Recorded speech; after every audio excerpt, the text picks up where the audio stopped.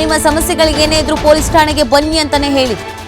ಯಾವುದೇ ಕ್ಷಣದಲ್ಲೂ ಮಹೇಶ್ ತಿಮರೋಡಿ ವಶಕ್ಕೆ ಪಡೆಯಬಹುದಾದ ಸಾಧ್ಯತೆ. ಬಿಎಲ್ ಸಂತೋಷ್ ವಿರುದ್ಧ ಅವಾಚ್ಯ ಶಬ್ದಗಳಿಂದ ನಿಂದನೀಯ ಆರೋಪ. ಬಿಜೆಪಿ ರಾಷ್ಟ್ರೀಯ ಸಂಘಟನಾ ಕಾರ್ಯದರ್ಶಿ ಬಿಎಲ್ ಸಂತೋಷ್ ಕಳೆದ ಮಂಗಳವಾರ ತಿಮರೋಡಿ ವಿರುದ್ಧ ದಾಖಲಾಗಿತ್ತು ಪ್ರಕರಣ. ತಿಮರೋಡಿ ವಿರುದ್ಧ ಬ್ರಹ್ಮಾವರ ಠಾಣೆಯಲ್ಲಿ ಕೇಸನ್ನ ದಾಖಲಿಸಲಾಗಿತ್ತು. ಗ್ರಾಮಾಂತರ ಬಿಜೆಪಿ ಮಂಡಳ ಅಧ್ಯಕ್ಷ ರಾಜೀವ್ ಕುಲಾಲ್ ದೂರನ್ನ ನೀಡಿದರು. ಇದೀಗ ಯಾವುದೇ ಕ್ಷಣದಲ್ಲಿ ಬೇಕಾದರೂ ಬಂಧಿಸಬಹುದಾದ ಸಾಧ್ಯತೆಗಳು ಇದೆ ಅನ್ನೋದನ್ನ ಹೇಳಲಾಗ್ತಾ ಇದೆ. ಸೋಷಿಯಲ್ ಮೀಡಿಯಾದಲ್ಲಿ ಕೂತು ಮನಸ್ಸಿಗೆ ಬಂದಂತೆ ಬಾಯಿಗೆ ಬಂದಂತೆ ಕೆಲವರ ವಿರುದ್ಧ ಕೆಲವರು ಆರೋಪಗಳನ್ನು ಮಾಡ್ತಾ ಇದ್ರು. ಪೊಲೀಸ್ ಇಲಾಖೆ ಮೊದಲೇ ಹೇಳಿತ್ತು, ಸುಮ್ಮನೆ ಸೋಷಿಯಲ್ ಮೀಡಿಯಾದಲ್ಲಿ ವಿಷ ಬೀಜ ಬಿತ್ತಬೇಡಿ.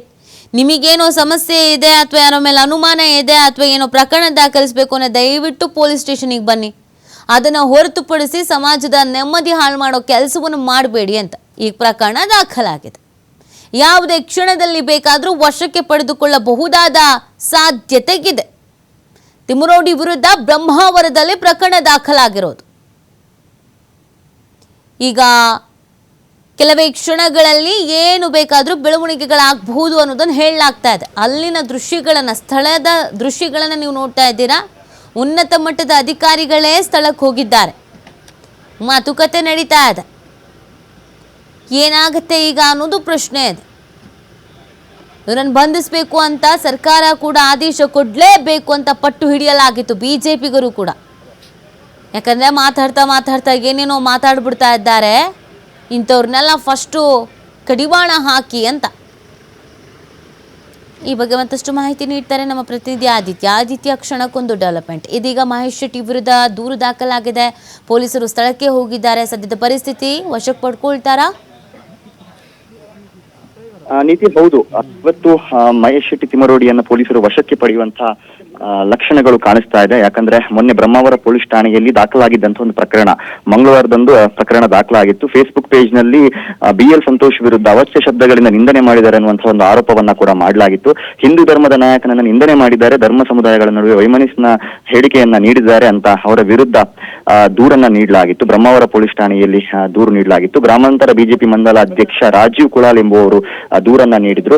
ಈ ಪ್ರಕರಣಕ್ಕೆ ಸಂಬಂಧಪಟ್ಟ ಹಾಗೆ ನಿನ್ನೆ ಕೂಡ ಪೊಲೀಸರು ಇಲ್ಲಿಗೆ ಆಗಮಿಸಿದ್ರು. ಬ್ರಹ್ಮಾವರ ಪೊಲೀಸ್ ಠಾಣೆಯಿಂದ ಪೊಲೀಸರು ಆಗಮಿಸಿದ್ರು. ಆದ್ರೆ ವಿಚಾರಣೆಗೆ ಸೂಕ್ತ ರೀತಿಯಲ್ಲಿ ಸ್ಪಂದಿಸಿಲ್ಲ ಅನ್ನುವಂತ ಒಂದು ಆರೋಪ ಕೂಡ ಇದೆ. ಹಾಗಾಗಿ ಇವತ್ತು ಒಂದು ದೊಡ್ಡ ಫೋರ್ಸ್ ನೊಂದಿಗೆ ಇವತ್ತು ಪೊಲೀಸರು ಮಹೇಶ್ ಶೆಟ್ಟಿ ತಿಮರೋಡಿಯ ನಿವಾಸಕ್ಕೆ ಆಗಮಿಸಿದ್ದಾರೆ. ಹಿರಿಯ ಅಧಿಕಾರಿಗಳು ಕೂಡ ಇವತ್ತಿನ ಈ ಒಂದು ವಿಚಾರಣೆಗಾಗಿ ಅವರು ಆಗಮಿಸಿದ್ದಾರೆ. ಬಹುತೇಕ ಅವರನ್ನ ವಶಕ್ಕೆ ಪಡೆಯುವಂತಹ ಎಲ್ಲಾ ಸಾಧ್ಯತೆಗಳು ಕೂಡ ಇಲ್ಲಿ ಕಾಣಿಸ್ತಾ ಇದೆ. ಆದ್ರೆ ಮನೆಗೆ ಬಂದ ಸಂದರ್ಭ ಮನೆಯವರು ಅವರಿಲ್ಲ ಅನ್ನುವಂತ ಸೂಚನೆಯನ್ನ ನೀಡ್ತಾ ಇದ್ದಾರೆ ಪೊಲೀಸರಿಗೆ. ಹೋರಾಟಗಾರ ಗಿರೀಶ್ ಮಠಣ್ಣನವರ್ ಮತ್ತು ಅವರ ಪತ್ನಿ ಸೇರಿದಂತೆ ಅವರ ಬೆಂಬಲಿಗರು ಅವರು ಇಲ್ಲಿಲ್ಲ, ಅವರು ಬ್ರಹ್ಮಾವರಕ್ಕೆ ಹೋಗಿದ್ದಾರೆ ಅನ್ನುವಂತ ಸೂಚನೆಯನ್ನ ನೀಡ್ತಾ ಇದ್ದಾರೆ. ಆದ್ರೆ ಪೊಲೀಸರು ನಾವು ಮನೆಯಲ್ಲಿ ಹುಡುಕಾಟ ಮಾಡ್ತೀವಿ, ನಮಗೆ ಮನೆಯನ್ನ ಶೋಧ ಮಾಡೋದಕ್ಕೆ ಬಿಡಿ ಅನ್ನುವಂತ ರೀತಿಯಲ್ಲಿ ಮಾತುಕತೆಯಲ್ಲಿ ನಡೀತಾ ಇದೆ. ಒಂದು ವಾಗ್ವಾದ ನಡೀತಾ ಇರೋದನ್ನ ಗಮನಿಸ್ತಾ ಹೋಗ್ಬೋದು.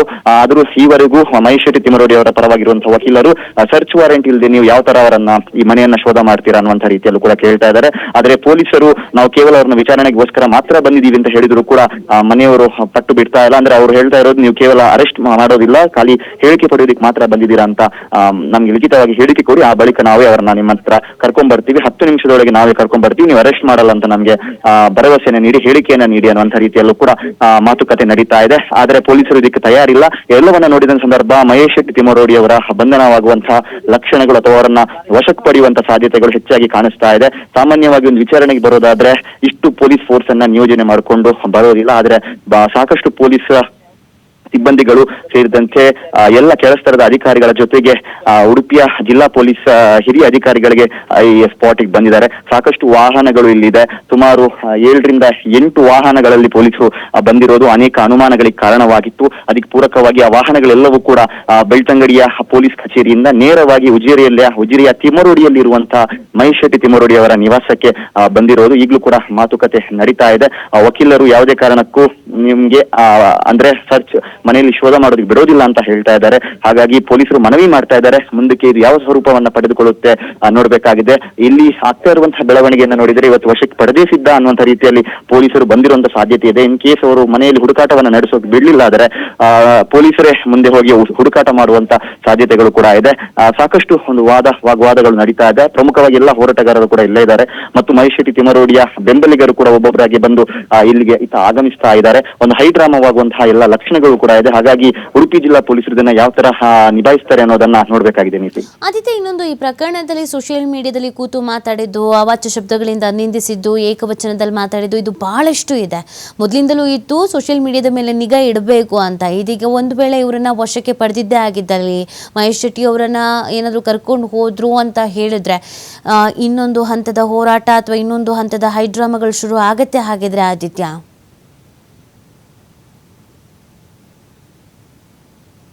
ಅನಾಮಿಕ ದೂರುದಾರನ ಎಂಟ್ರಿ ಆದ ಬಳಿಕ ಪ್ರಕರಣದ ತನಿಖೆ ಆರಂಭವಾದ ಬಳಿಕ ಸಾಕಷ್ಟು ಸಂಘರ್ಷಗಳಿಗೆ ಬೆಳ್ತಂಗಡಿ ತಾಲೂಕು ಸಾಕ್ಷಿಯಾಗಿತ್ತು. ಬೆಳ್ತಂಗಡಿ ಪೊಲೀಸ್ ಠಾಣಾ ವ್ಯಾಪ್ತಿಗಳು ಕೂಡ ಸಾಕಷ್ಟು ಎಫ್ಐಆರ್ಗಳು ಅಂದ್ರೆ ಸರಿಸುಮಾರು 150ಕ್ಕೂ ಅಧಿಕ ಜನರ ಮೇಲೆ ವಿವಿಧ ಪ್ರಕರಣಗಳನ್ನ ಹಾಕಿ ಎಫ್ಐಆರ್ ಹಾಕಲಾಗಿತ್ತು. ಪರಿಸ್ಥಿತಿ ಒಂದು ರೀತಿ ಬೂದಿ ಮುಚ್ಚಿದ ಕೆಂಡದ ರೀತಿಯಲ್ಲೇ ಇದೆ. ಹಾಗಾಗಿ ಪೊಲೀಸ್ ಇಲಾಖೆ ಇವತ್ತು ಏನಾದರೂ ಅವರನ್ನ ಅರೆಸ್ಟ್ ಮಾಡಿದ್ರೆ ಅವರು ಅದರ ವಿರುದ್ಧ ಆಕ್ರೋಶಗಳು ವ್ಯಕ್ತವಾಗುವಂತ ಸಾಧ್ಯತೆಗಳು ಕೂಡ ಇದೆ. ಈಗಾಗಲೇ ಮೊನ್ನೆ ಕೂಡ ಇಲ್ಲಿಗೆ ಬಂದಂತ ಸಂದರ್ಭದಲ್ಲೂ ಕೂಡ ಅವರ ಬಂಧನಕ್ಕಾಗಿ ಬರ್ತಾರೆ ಅಂತ ಒಂದು ಮಾಹಿತಿ ಹಬ್ಬಿದಂತ ಕೂಡಲೇ ಸಾಕಷ್ಟು ಹೈಡ್ರಾಮಾಗಳೇ ಆಗಿತ್ತು. ಸಾಮಾಜಿಕ ಜಾಲತಾಣಗಳಲ್ಲೂ ಕೂಡ ದೊಡ್ಡ ಮಟ್ಟಿನ ಚರ್ಚೆಗಳಾಗಿತ್ತು. ಹಾಗಾಗಿ ಈಗ ಇನ್ ಕೇಸ್ ಏನಾದರೂ ಪೊಲೀಸರು ಅವರನ್ನ ವಶಕ್ಕೆ ಪಡೆದಿದ್ದೇ ಆದಲ್ಲಿ ಅವರ ಬೆಂಬಲಿಗರು ಕೂಡ ಆಕ್ರೋಶದ ಕಟ್ಟೆ ಒಡೆಯುವಂತ ಸಾಧ್ಯತೆ ಇದೆ. ಹಾಗಾಗಿ ಪೊಲೀಸರು ಕೂಡ ಬೆಳ್ಳಂಬೆಳಗ್ಗೆ ಇವತ್ತು SIT ಕಚೇರಿಗೆ ಭೇಟಿ ನೀಡಿದ್ದಾರೆ. ಹಿರಿಯ ಪೊಲೀಸ್ ಅಧಿಕಾರಿಗಳೇ ಬೆಳ್ಳಂಬೆಳಗ್ಗೆ ಬೆಳ್ತಂಗಡಿಯ ಪೊಲೀಸ್ ಠಾಣೆಗೆ ಭೇಟಿ ನೀಡಿ ಅಲ್ಲಿನ ಅಧಿಕಾರಿಗಳ ಒಂದು ಸಹಾಯವನ್ನ ಪಡೆದು ಈಗಾಗಲೇ ಮನೆಗೂ ಕೂಡ ಬಂದಿದ್ದಾರೆ. ಅಂದ್ರೆ ಅವರ ಉದ್ದೇಶ ಕೂಡ ಇದೇ ತರ ಇತ್ತು. ಬಹಳ ಕಾನ್ಫಿಡೆನ್ಷಿಯಲ್ ಆಗಿ ಎಲ್ಲ ಪ್ರಕ್ರಿಯೆಗಳು ಕೂಡ ನಡೆದಿತ್ತು. ಆದ್ರೆ ಈಗ ಈ ವಿಚಾರ ಕಾಡ್ಗಿಚ್ಚಿನಂತೆ ಹಬ್ಬಿರೋದು ಮತ್ತು ಸಾಕಷ್ಟು ಜನ ಬಂದು ಇಲ್ಲಿ ಸೇರ್ತಾ ಇರೋದನ್ನ ಗಮನಿಸಿದ ಸಂದರ್ಭ ಇನ್ ಕೇಸ್ ಮಹೇಶ್ ಶೆಟ್ಟಿ ತಿಮರೋಡಿ ಅವರು ಇದೇ ಮನೆಯಲ್ಲಿ ಇದ್ದು ಅಥವಾ ಅವರ ನಿವಾಸದಲ್ಲಿ ಇದ್ದು ಅವರನ್ನ ಅರೆಸ್ಟ್ ಮಾಡಿದ್ರೆ ಒಂದು ದೊಡ್ಡ ಹೈಡ್ರಾಮಾ ಸಂಭವಿಸುವಂತ ಎಲ್ಲ ಲಕ್ಷಣಗಳು ಕಾಣಿಸ್ತಾ ಇದೆ. ನೀತಿ